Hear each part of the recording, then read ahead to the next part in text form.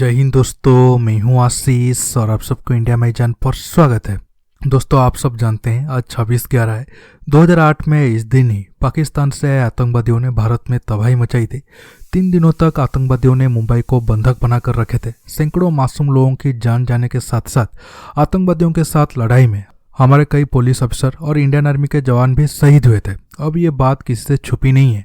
तब की Indian government के कुछ मिनिस्टर और ब्यूरोक्रेट पाकिस्तान के आईएसआई के साथ मिलकर ये हमले को अंजाम दिया था। बाद में इसे हिंदू आतंकवाद कहकर पाकिस्तानियों को क्लीन चिट देने के साथ साथ आरएसएस समेत और बाकी हिंदू संगठनों के ऊपर बैन लगाने की साजिश थी। आप अब कसाब के हाथ में हिंदू कलावा देख सकते हो। सिर्फ कसाब ही नहीं, बाकी और 9 आतंकवादियों के पास भी फेक हिंदू आईडी था। लेकिन भगवान की कृपा से और तुकाराम ओम्बले जी अपना जान देकर कसाब को जिंदा पकड़े। इसके बाद जाकर सारे राज खोले। आज मैं तुकाराम जी के साथ जितने आर्मी और पुलिस के जवान शहीद हुए थे और जितने लोग मरे थे उन्हें श्रद्धांजलि दे रहा हूँ।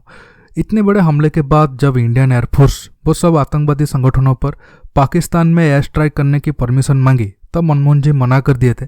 भारत के जगह इजराइल, अमेरिका या फिर रूस होता तो आधा पाकिस्तान को उड़ा देता। आज श्रीनगर से हमारे देशभक्त कुछ कश्मीर भाइयों ने भी 26/11 हमले के लिए पाकिस्तान का काफी विरोध किए हैं। आप अब वीडियो देख पा रहे होंगे।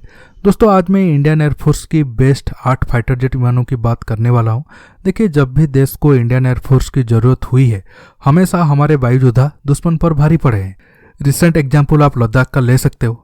लद्दाख में इंडियन आर्मी तो चीन को मुंहतोड़ जवाब देने की तैयारी करके रखा है, लेकिन इंडियन एयरफोर्स भी अपना फाइटर जेट को पूरी तरीके से तैयार रखा है, जिसके चलते चीन की हिम्मत नहीं हो रहा है कुछ भी नापाक हरकत करने के लिए। देखिए, आज मैं जो 8 फाइटर जेट की बात करने वाला हूं, उनमें से कुछ अब चीन के खिलाफ तैनात है तो कुछ नहीं है।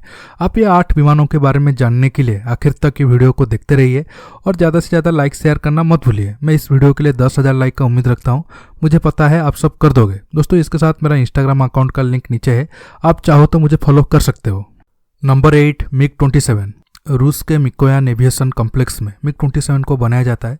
बाद में हिंदुस्तान एरोनॉटिक्स लिमिटेड ने भी लाइसेंस लेकर इसे इंडिया में बनाना शुरू कर दिया था।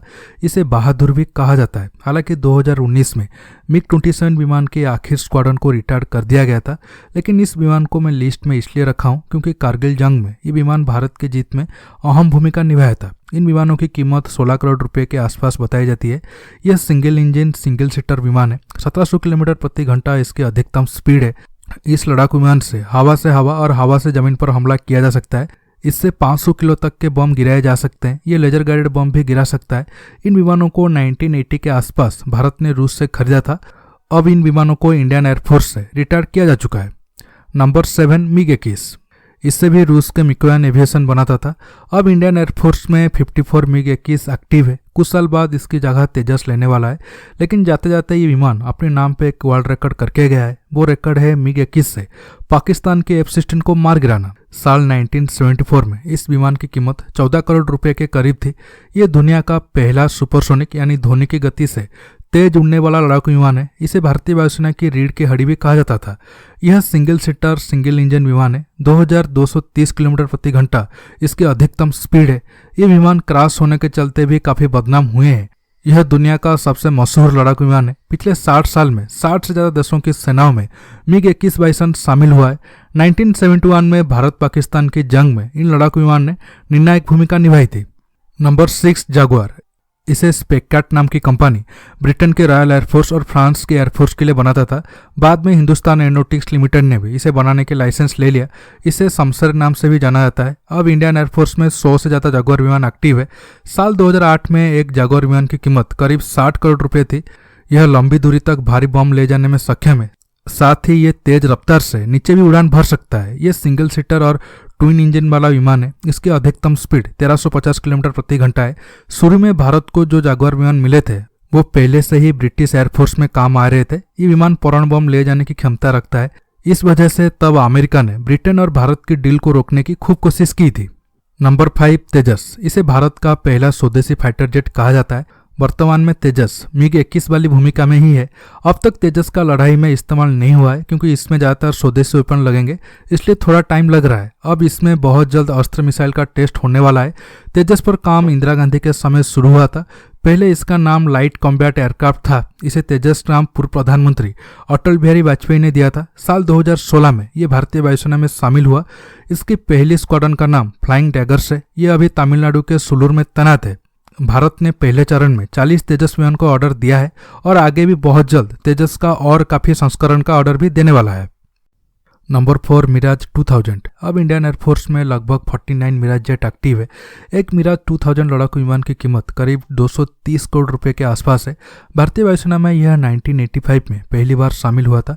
पाकिस्तान के F-16 लड़ाकू विमानों के जवाब में भारत ने 1982 में 40 मिराज 2000 फाइटर जेट खरीदे थे। साल 2004 में 10 और मिराज 2000 विमान खरीदे गए थे। इसकी अधिकतम स्पीड लगभग 2500 किलोमीटर प्रति घंटा है। ये सिंगल सीटर और सिंगल इंजन विमान है। यह विमान 9 तरह का अस्त्र ले जा सकता है। इसमें हाई फायरिंग रेंज की 2 30 mm बंदूकें लगी हैं। मिराज 2000 में 60 किलोमीटर दूर तक निशाना साधने वाली माइका मिसाइलें हैं। इससे 1000 किलो तक के लेजर गाइडेड बम गिराए जा सकते हैं। 1999 में कारगिल की जंग में भारत की कामयाबी में मिराज 2000 का बड़ा योगदान था। इसके अलावा पुलवामा में CRPF काफिले पर हमले के बाद मिराज 2000 से ही बालाकोट एयर स्ट्राइक की गई थी। Number 3 MiG-29 EPG। रूस के मिकोयान एविएशन में इसका निर्माण होता है। इसे वायुसेना में बाज भी कहा जाता है। यह 2 इंजन विमान है। यह सिंगल सीट और ट्विन सीट दोनों वेरिएंट में आता है। लगभग 2400 किलोमीटर इसकी अधिकतम स्पीड है। बाकी मिग विमानों की तुलना में MiG-29 काफ़ी कामयाब रहा है। यह अभी भी इंडियन एयरफोर्स में ऑपरेशनल है। इससे एंटीशिप मिसाइल भी छोड़ी जा सकती है। साथ में 500 किलो के 2 बम एक साथ गिराए जा सकते हैं। कारगिल जंग में MiG-29 ने बखूबी अपने काम को अंजाम दिया था। इन विमानों ने मिराज 2000 को एस्कॉर्ट यानी पहरा किया था। सुखोई विमानों के बाद ये भारत की दूसरी डिफेंस लाइन है। Number 2 Rafale. हालांकि कुछ दोस्त राफेल को नंबर 2 में रखने पर नाराज हो सकते हैं। देखिए, अब इंडियन एयरफोर्स में राफेल सबसे आधुनिक विमान है, इसमें किसी को कोई डाउट नहीं है। लेकिन राफेल के नंबर काफ़ी कम है। एक तो इंडिया सिर्फ 36 विमान का ऑर्डर दिया है। दूसरे प्रेजेंट टाइम में सिर्फ 8 राफेल विमान इंडिया के पास है। लेकिन आने वाले कुछ महीनों में इनके नंबर बढ़ती जाएगी। लेकिन टोटल 36 राफेल आने में और 1.5 साल लगेगा। इसके साथ राफेल के बारे में आपको कई बार बता चुका हूँ, इसलिए टाइम वेस्ट ना करके नंबर 1 पर आते हैं। Number 1 Sukhoi 30 MKI। इन विमानों को रूस की सुखोई कंपनी ने तैयार किया है। अब इसे भारतीय कंपनी हिंदुस्तान एरोनॉटिक्स लिमिटेड बनाती है। ये फाइटर जेट हवा से हवा और हवा से जमीन पर हमला करने में सक्षम है। इसकी अधिकतम स्पीड 2500 किलोमीटर प्रति घंटा है। ये 2 सीटर और 2 इंजन वाला विमान है। इस विमान में ब्रह्मोस मिसाइल को भी लगाई गई है, जिससे इसकी मारक क्षमता काफ़ी बढ़ गई है। अब इंडियन एयरफोर्स में 270 से ज़्यादा सुखोई 30 MKI एक्टिव है, इसलिए सुखोई इंडियन एयरफोर्स का बैकबोन है। साल 1997 में रूस ने भारत को पहला सुखोई विमान दिया था। इस साल जुलाई महीने में इंडियन गवर्नमेंट और 12 नए सुखोई 30 MKI का ऑर्डर दिया है। अब राफेल आने के बाद सुखोई और राफेल की जोड़ी चीन पर भारी पड़ने वाला है। दोस्तों, आज मैं भारत का 8 बेस्ट फाइटर जेट के ऊपर शॉर्ट में बताया। आपको ये वीडियो कैसा लगा नीचे कमेंट करके बताइए। दोस्तों, ये वीडियो को ज़्यादा से ज़्यादा लाइक शेयर करने के साथ साथ आप मेरे चैनल को सब्सक्राइब करना मत भूलिए और सब्सक्राइब बटन के पास जो बेल आइकन है उसे प्रेस करिए, ताकि आगे आप मेरे आने वाले वीडियो को मिस ना कर सकें। दोस्तों, रहता हूँ बहुत जल्द एक न्यू टॉपिक के साथ मिलूंगा। नमस्कार, जय हिंद।